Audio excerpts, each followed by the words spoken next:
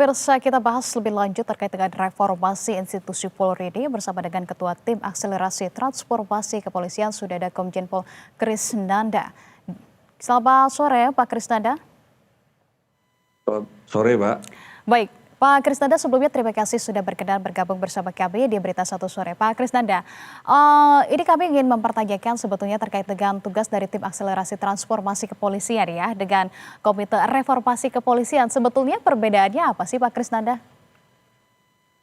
Ya, jadi begini ya, kalau kita melihat bahwa yang namanya transformasi, ada reformasi, dengan akselerasi berarti ada percepatan ya. Jadi artinya kita semua berupaya untuk berani belajar dan memperbaiki kesalahan di masa lalu. Karena masa lalu ada yang baik, ada yang perlu ditindaklanjuti, bisa ditingkatkan. Tetapi hal-hal yang kurang tepat atau yang dikatakan salah bahkan itu harus diperbaiki. Yang kedua, kita harus juga memikirkan hal-hal yang sifatnya kekinian. Artinya kita siap menghadapi tuntutan, tantangan, ancaman, bahkan harapan di masa kini. Dan ini tentu juga untuk menyiapkan bagi masa depan yang lebih baik. Nah, tapi Pak Krisnanda, ini yang dimaksudkan dan juga tujuan dari Kapolri begitu ya, membentuk tim akselerasi transformasi kepolisian ini apa? Mandatnya secara spesifiknya tuh sebetulnya seperti apa? Apa kemudian yang akan dilakukan transformasi tersebut dan ukurannya begitu ya, yang bisa dilihat oleh masyarakat nanti dalam keberhasilannya seperti apa? Ya, kita bisa melihat bahwa kita polisi mengacu kepada Tribrata dan Catur Prastya. Kalau pada hakikatnya kedua hal itu yaitu pada kemanusiaan, keteraturan sosial dan peradaban. Di dalam Tribrata kan dikatakan bahwa kami polisi Indonesia yang pertama adalah berbakti kepada nusa dan bangsa dengan ketakwaan, dengan penuh ketakwaan kepada Tuhan Yang Maha Esa. Menjunjung tinggi kebenaran, keadilan, kemanusiaan dalam menegakkan hukum negara kesatuan Republik Indonesia yang berdasar pada Pancasila dan Undang-Undang Dasar 45. Yang ketiga adalah juga senantiasa melindungi, mengayomi, dan melayani kepada masyarakat dengan penuh keikhlasan untuk mewujudkan keamanan dan ketertiban. Kemudian pada Catur Prastya kita juga menyatakan bahwa sebagai insan bayangkara kehormatan kami adalah pada berkorban demi masyarakat, bangsa dan negara untuk, nah ini mohon maaf sebentar, untuk meniadakan segala bentuk gangguan keamanan. Yang kedua, kita juga untuk memberikan menjaga keselamatan jiwa, raga, harta, benda, dan hak asasi manusia. Menjamin kepastian yang berdasarkan hukum dan memelihara keadaan perasaan tentram dan damai. Nah, pada konteks inilah kita semua mengacu kepada Tribrata dan Catur Prastya tadi. Oke, nah tapi Pak Krisnanda, kalau kita melihat secara konkretnya begitu ya, program yang akan menjadi prioritas untuk melakukan transformasi, reformasi di tubuh Polri, ini akan seperti apa? Ya kita tentu akan tadi ya kalau saya katakan, baik secara keorganisasian, pengorganisasian atau kelembagaan, kaitannya tentu ini masalah bagaimana para pemimpin di semua lini membuat kebijakan atau keputusan yang berkaitan dengan keutamaan tadi, tentu bagi kemanusiaan, keteraturan sosial, dan peradaban. Yang kedua adalah di bidang administrasi, baik itu perencanaan, pengorganisasian, pelaksanaan, dan pengendalian. Ini juga sesuai dengan keutamaan.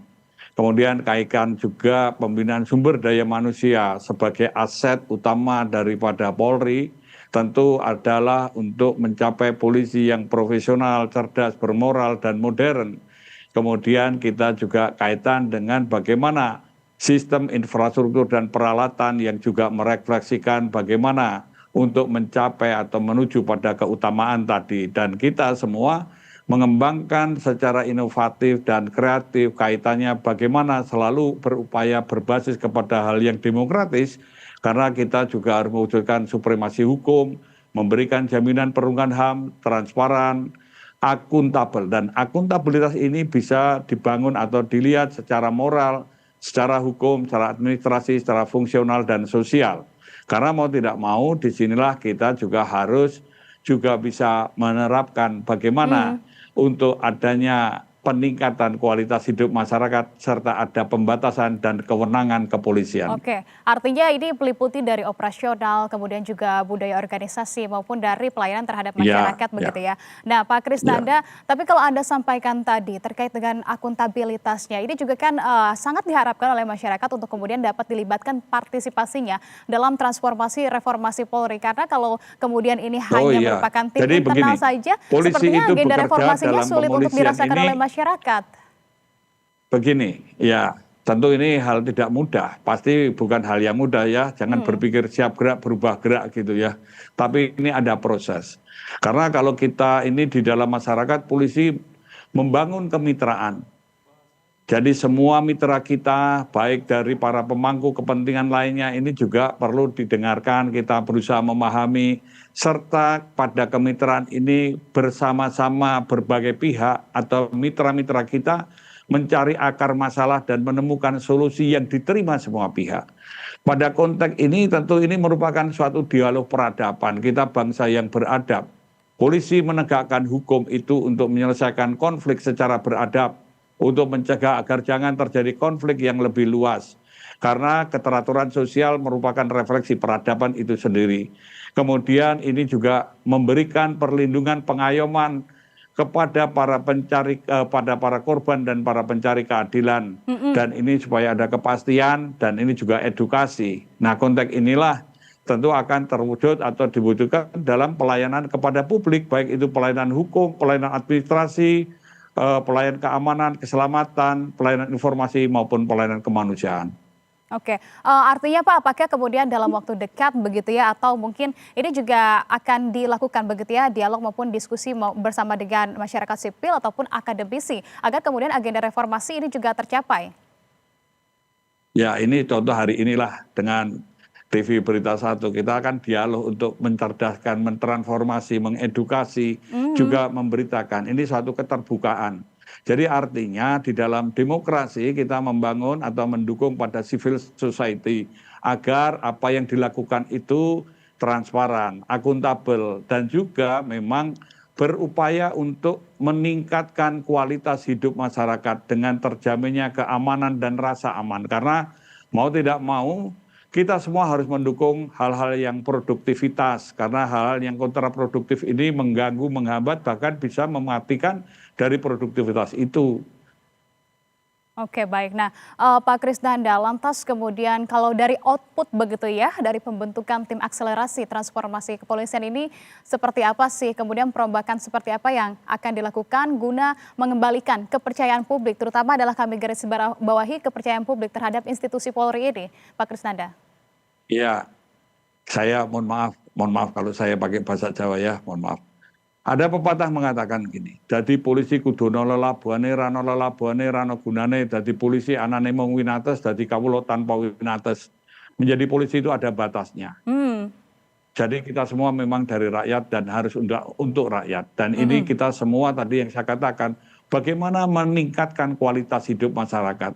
Bisa dipercaya itu karena ada manfaatnya. Kalau kita semua sadar, memahami bahwa ini adalah kita, bukan saya. Bukan bagian dari parsial, tetapi kita bersama-sama sebagai anak bangsa bagaimana menunjukkan suatu peradaban dalam masyarakat yang demokratis, yang mendukung produktivitas dengan terwujud dan terpeliharanya keteraturan sosial. Ini harus juga dilakukan bersama-sama. Dan ini proses, bukan seperti ganti baju atau yang lain, tapi dialog. Karena dari dialog ini mana yang kurang, mana yang sudah baik, inilah perlunya adanya tim transformasi. Sehingga kita semua perlu dukungan political will, perlu kepemimpinan yang transformatif, yang berani belajar dan memperbaiki kesalahan masa lalu, siap di masa kini dan mampu menyiapkan masa depan yang lebih baik.